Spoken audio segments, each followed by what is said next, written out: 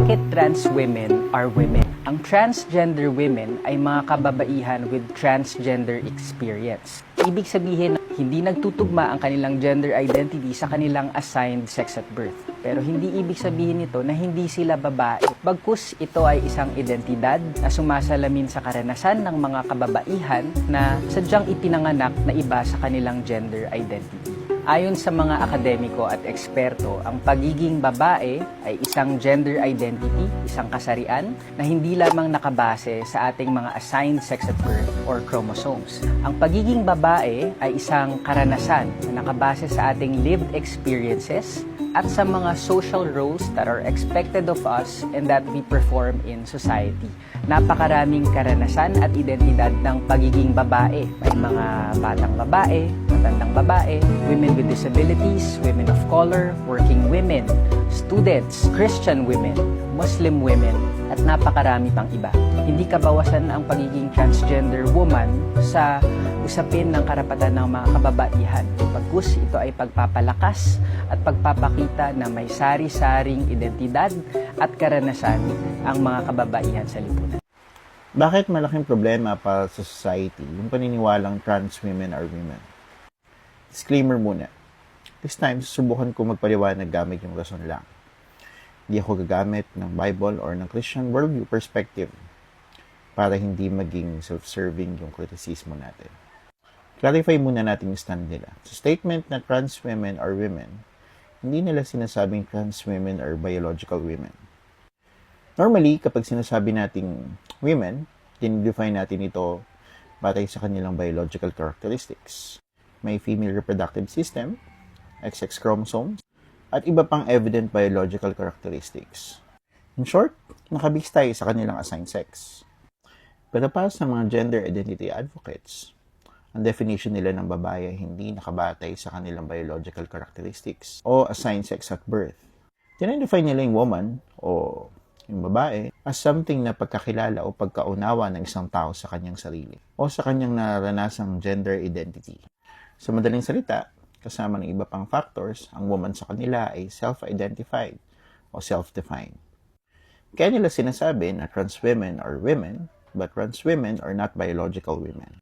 Para mas madaling maintindihan, para sa marami, ang pagiging babae ay nakabatay sa kanilang biological characteristics katulad ng pinapakita natin ngayon. At para sa kanila, ang woman ay nakabatay sa kanilang gender identity, lived experience, at social experience. Sa unang tingin, parang wala namang malaking problema. Dahil kung unawain mo, hindi naman talaga nila inaangkin yung pagiging biological women. Dahil para sa kanila, isa lang to sa mga subset ng pagiging babae. Pero bakit malaking problema to sa ating society? Una, nawawalan na ng objective at working definition ng salitang babae o woman. Madalas nila itong i-define na woman are those people who identify as woman. So, circular reasoning yon. Parang dogs are things who looks like a dog. Wala kang idinagdag na set para ma-identify kung ano ba talaga yung bagay na yun na dinedefine mo.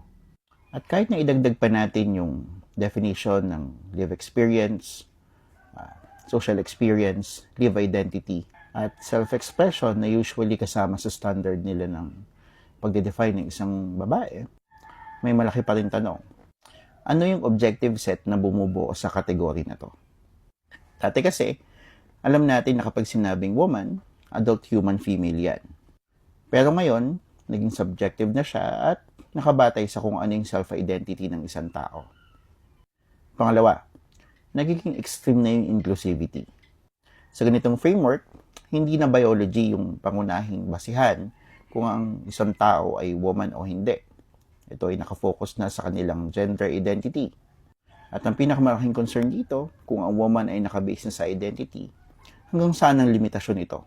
Halimbawa, na-discover at na-experience ko na ako ay babae at nagsimula akong mamuhay bilang isang babae.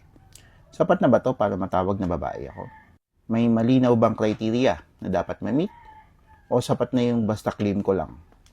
Kung ang gender identity ay maaaring mabago o ma-discover sa paglipas ng panahon, ano yung nagsiset ng hangganan ng pagiging babae? Pwede ka bang maging babae and after realization, maging lalaki ka naman? Pangatlo, magkakaroon ng conflict sa mga existing rules and categories.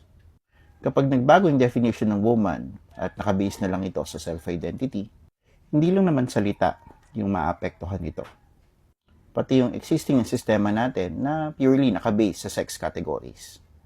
Kagaya na lang ng sports, medical records, mga kulungan, comfort rooms, changing rooms, at yung data and statistics natin. Kapag binago na natin yung kahulugan ng salitang woman, ano yung gagamitin natin sa mga specific na sitwasyon? Paano natin bibigyan ng solusyon yung mga taong maaaring gamitin yung framework para makapang-abuso at makapasok sa mga spaces na hindi naman inilaan para sa kanila? Ilan lang yan sa mga problemang nakikita ko sa framework na yan. And personally, it may bring more harm and confusion than common good. At isa pong paalala, hindi po ito para magdala ng hate sa mga gender identity advocates at sa mga trans women.